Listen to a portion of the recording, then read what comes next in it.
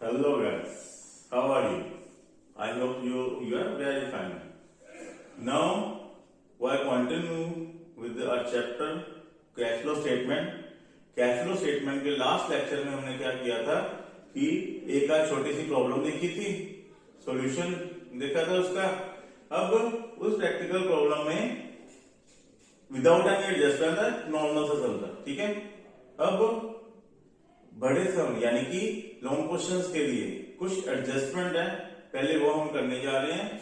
जैसे हमारे चैप्टर चल रहा है कैश फ्लो स्टेटमेंट. आज हम करेंगे कैश फ्लो स्टेटमेंट की एडजस्टमेंट्स, जैसे कि प्रपोज डिविडेंड है, इंटरिम डिविडेंड की ट्रीटमेंट अच्छी तरह से करेंगे. ठीक है. जैसे मैंने आपको सबसे पहले बताया था कि हमने सबसे पहले हम cash flow statement AS3, cash flow statement कौन सा अकाउंटिंग स्टैंडर्ड कवर करता है? It's AS3. AS3 में अकाउंटिंग स्टैंडर्ड AS3 में यानी कि कैश फ्लो स्टेटमेंट में सबसे पहले हम अकॉर्डिंग टू द रूल क्या करते हैं?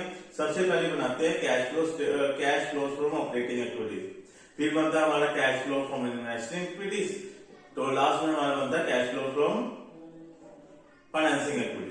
Now cash flow from operating activities के लिए सबसे पहले हमारा ऑपरेटिंग एक्टिविटी का जो फ्लो है, कैश का फ्लो है, कहां से शुरू होता है? सबसे पहले हमारा प्रॉब्लम शुरू होती थी net profit during the year.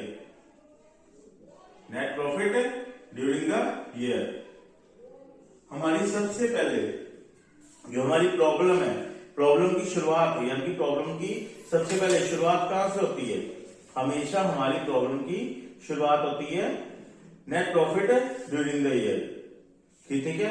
Net profit during the year से हमेशा शुरुआत होती है. और net profit during the year मैं पहले ही बताया था हमेशा कैसे करता है? करंट ईयर में से प्रीवियस ईयर माइनस करके. ठीक है. ये हमें बैलेंस शीट में दो सालों का टोटल दिए रखा होता है, हमने जस्ट वहां से उठाना है और करंट ईयर के बैलेंस से प्रीवियस ईयर माइनस करना है और यहाँ पर डाल देना है. ठीक है. अब net profit during the year जो हमारा है, इसमें सबसे पहली एडजस्टमेंट क्या होती है? सबसे पहली एडजस्टमेंट हम क्या करते हैं? प्रपोज डिविडेंड ऐड अप करते हैं. क्या करते हैं? Propose dividend. ठीक है. नेक्स्ट वन क्या ऐड अप करते हैं? Interim dividend. ठीक है. फिर हमारा ऐड अप होता है provision for tax, provision for tax made. ठीक है. ये मेन तीन एडजस्टमेंट जो आज हमने करनी है. Treatment and meaning of proposed dividend, treatment and meaning of interim dividend and provision for tax, provision for income tax. Now सबसे पहले हम क्या करते हैं? प्रोविजन फॉर टैक्स करते हैं. वैसे प्रोविजन फॉर टैक्स लास्ट हमारी जो प्रॉब्लम थी उसमें हमने ऐसे बता दी थी, फिर आज मैं अलग से कराने जा रहा हूं. क्या होता है? हमें कैश फ्लो स्टेटमेंट में 2 साल का डाटा दे रखा होता है. ठीक है.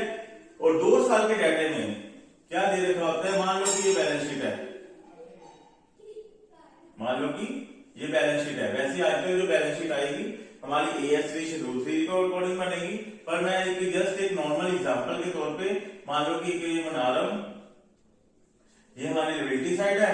लिबिलिटी साइड में यहां पर प्रोविजन फॉर टैक्स दे रखा है. ठीक है.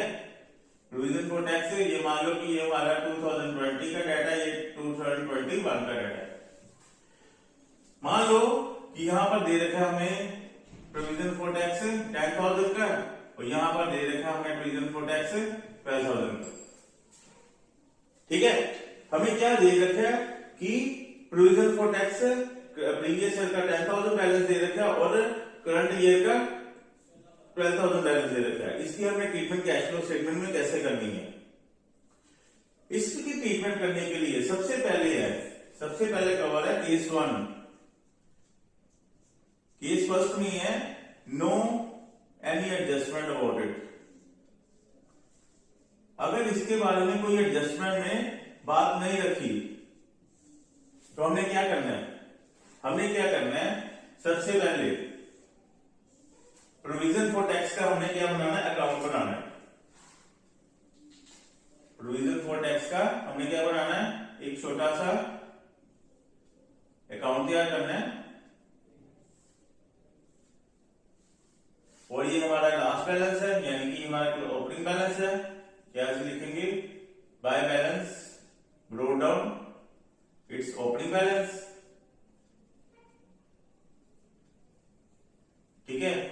और क्या हम यहां क्या रखेंगे, to balance carry down its closing balance, ठीक है। अब यहां पर लिखा है कि यानी कि नीचे कोई एडजस्टमेंट जो हमारी प्रॉब्लम होगी ना, उसके नीचे एडजस्टमेंट में कुछ भी नहीं दिया होगा कि हमने साल में कितना इनकम टैक्स पे किया कि नहीं किया। तो हमने क्या करना होता है, हमेशा जो ओपनिंग बैलेंस होता है ना, we presume that it should be paid. ये हम मान के चलते कि ये हमें पे करना चाहिए, ये हमने पे कर दिया है। तो क्या लिखेंगे, टू बैंक, ये क्या है, टैक्स पेड, ठीक है। जो ओपनिंग बैलेंस है उसी को पे कर देंगे, और जो क्लोजिंग बैलेंस है वो हमारा प्रॉफिट एंड लॉस में चलेगा, एज प्रोविजन मेड चले जाता है, ठीक है। ये हमारी, यानी कि जब मैं ये वाला प्रोविजन फॉर टैक्स है, ये वाला मेड यहां पर 12,000 प्लस करेंगे, ठीक है। अगर मान लो केस सेकंड में दिया हुआ है इनकम टैक्स पेड 8,000, क्या लिखा है कि इनकम टैक्स पेड हमें एडजस्टमेंट में गिवन दिया हुआ है। तो हमने क्या करना है, कि ये जो पेड है, अब हमें पेमेंट अगर गिवन है तो हमने क्या करना है, ये पेड अमाउंट ही यहां पर लिख देना, ठीक है। अब जो बैलेंसिंग फिगर होगी हमारी, ये बैलेंसिंग फिगर जो होगी वही हमारा, ये अगर 20,000 में से 10,000 माइनस किया, ये अगर 10,000 इट्स व्हाट प्रोविजन मेड, यहां पर 10,000 प्रोविजन मेड यहां पर एड अप हो जाएगा, ठीक है, केस सेकंड में। अब आई होप आपको ये दोनों केस समझ आ गए होंगे कि हमने how to treat the provision for tax made और पेड का दोनों डिफरेंस भी पता लग गया होगा कि प्रोविजन फॉर टैक्स को हमने कैश फ्लो में व्हाइल मेकिंग कैश फ्लो इसको कैसे ट्रीट करना है। It's okay. Now going to propose dividend. Now provision for tax पता लग गया। अब प्रपोज डिविडेंड की तरफ जाने से पहले हमारा जो प्रोविजन फॉर टैक्स मेड है, ठीक है, मेड तो पता लग गया आपको। अब पेड आपको कहां डालना है, पेड हमारी कहां आएगा, जो प्रोविजन फॉर टैक्स पेड है वो हमारा चला जाएगा ऑपरेटिंग एक्टिविटी में, यहां पर एडअप होगा मेड, और नीचे जहां से ऑपरेटिंग एक्टिविटी खत्म होती है वहां पर ये अमाउंट डिडक्ट हो जाएगी, ठीक है। अब हमारा नेक्स्ट टॉपिक है डिविडेंड। डिविडेंड अब क्या होता है, डिविडेंड होता है return back of share holder, कि कंपनी के शेयर्स में जिस इन्वेस्टर्स ने यानी कि शेयर होल्डर ने पैसा इन्वेस्ट किया है उसको कोई ना कोई तो रिटर्न बैक कंपनी देगी ना। ओवरऑल जो शेयर होल्डर होते हैं ये presumed the owner of the company, उसको ओनर ऑफ द कंपनी मानते हैं, तो उसको बदले में अपने प्रॉफिट का कुछ हिस्सा शेयर होल्डर को देना पड़ता है, ठीक है। और वो डिविडेंड उसको क्या कहते हैं, डिविडेंड्स। ये इक्विटी शेयर होल्डर को भी मिलता है, और डिविडेंड प्रेफरेंस डिविडेंड को प्रेफरेंस शेयर वाले को प्रेफरेंस डिविडेंड मिलते हैं। पर यहाँ पर किसकी बात हो रही है, प्रपोज डिविडेंड की। अब प्रपोज डिविडेंड हमारे पास डिविडेंड होते हैं, प्रपोज डिविडेंड एक इंटाइटल्ड डिविडेंड है। अब प्रपोज डिविडेंड क्या होता है, प्रपोज डिविडेंड है कि कंपनी हर एक एनुअल जनरल मीटिंग में अनाउंस करती है अपने शेयर होल्डर को डिविडेंड कितना देना है। कंपनी को हर साल में एक बार एनुअल जनरल मीटिंग एजीएम बुलानी पड़ती है, जिसमें शेयर होल्डर को कितना डिविडेंड अनाउंस करना है वहां पर बताना होता है, ठीक है। अब ये प्रपोज डिविडेंड है, प्रपोज डिविडेंड जो हमारा है according to the revised AS3 cash flow statement की जो रिवाइज्ड AS3 है, लास्ट ईयर यानी कि AS3 की रिवाइज होने से पहले हम प्रपोज डिविडेंड को कहां डालते थे, हम शॉर्ट टर्म प्रोविजन की बैलेंस शीट में डालते थे, यानी प्रोविजन शॉर्ट टर्म प्रोविजन में डालते थे बैलेंस शीट में। लेकिन अकॉर्डिंग टू द ES3 की रिवाइज होने से हमारा जो प्रपोज डिविडेंड है, अब हमने कहां डालना है, प्रपोज डिविडेंड को हमने अब कॉन्टिजेंट लिएबिलिटी में डालना है। अब ये कहां का लिखा कि ये हमने कॉन्टिजेंट लिएबिलिटी मानना है, ये हमारा ES4 पे लिखा हुआ है। ES4, ES3 अलग है, ES4 अलग है। अकाउंटिंग स्टैंडर्ड नंबर 4 पे क्या लिखा हुआ है, contingencies and events after making the balance sheet, कि बैलेंस शीट मेकिंग के बाद हमें क्या कौन सी कॉन्टिजेंसी कवर करनी है। कोई कॉन्टिजेंट लिएबिलिटी क्या होती है, कॉन्टिजेंट लिएबिलिटी विच मे और मे नॉट अकर, जो हो भी सकती नहीं भी हो सकती, ठीक है। अब ES4 के रिवाइज में क्या लिखा कि हमने जो ये प्रपोज डिविडेंड है ना, वहां पर कहां डालना है, हमने कॉन्टिजेंट लिएबिलिटी में रखना है। इसीलिए वजह से ये मैंने पहले ही बता रखा है कि जो हमारा प्रपोज डिविडेंड है, अगर कंपनी इस साल आज अनाउंस करती है, इसकी पेमेंट अगले साल होगी।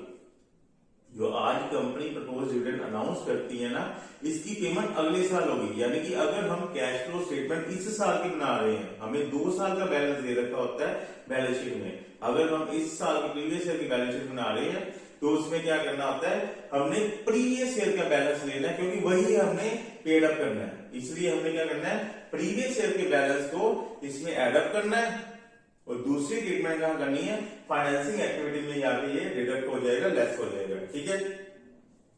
यानी कि प्रीवियस ईयर को हमने यहां पर एड अप करना है और करंट ईयर का बैलेंस को इग्नोर करना है। हमें दोनों बैलेंस दे रखे होंगे, हमने दूसरे बैलेंस को इग्नोर करना है।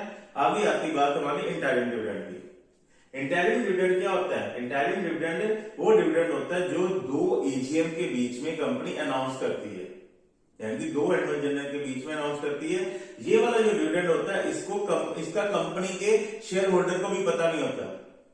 ये सरप्राइज देने के लिए, शेयर होल्डर को खुश करने के लिए बोर्ड ऑफ डायरेक्टर 2 EGM के बीच में एक EGM बुलाई जाती है, एक्स्ट्रा ऑर्डिनरी जनरल मीटिंग। उस EGM में इसको अनाउंस किया जाता है और ये बोर्ड ऑफ डायरेक्टर अपने शेयर होल्डर को खुश करने के लिए सरप्राइजिंगली डिविडेंड देते हैं। ये डिविडेंड वही कंपनी दे सकती है जिसका आर्टिकल ऑफ एसोसिएशन में ये मेंशन हो, अदरवाइज अदर कंपनी ये इंटरिम डिविडेंड नहीं दे सकती, ठीक है।